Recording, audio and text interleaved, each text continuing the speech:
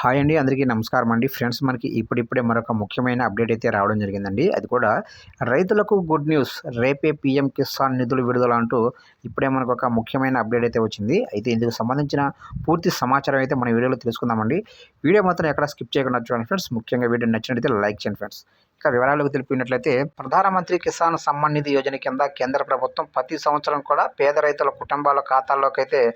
6,000 జమ చేస్తుంది. అయితే ఈ డబ్బు మొత్తం 3 వాయిదాల్లో ప్రతి సంవత్సరం కూడా బదిలీ చేయబడుతుంది. మోడీ ప్రభుత్వం ఫిబ్రవరి 2019లో ఈ పథకాన్ని ప్రారంభించింది. ఇప్పటి వరకు ఈ పథకం కింద ఒక్కొక్కరికి 2,000 చొప్పున మొత్తం 15 వాయిదాలు రైతుల ఖాతాల్లోకి జమ అయ్యాయి. ఇకపోతే రేపు అంటే ఫిబ్రవరి 28వ తారీఖున ఈ పథకం 16వ విడతను ప్రధానమంత్రి మోదీ విడుదల చేయనున్నారు.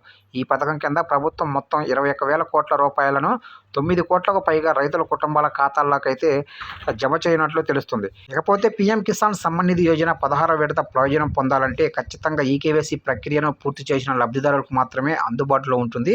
అయితే పథకం ప్రయోజనాలను పొందాలంటే ఖచ్చితంగా అయితే ఈకేవైసీ చేయాలని ప్రభుత్వం ఇప్పటికే స్పష్టం చేసింది. ఇటువంటి పరిస్థితుల్లో ఈ ప్రక్రియ పూర్తి చేయని రైతులకు ఈ పథకం ప్రయోజనం ఉండదు.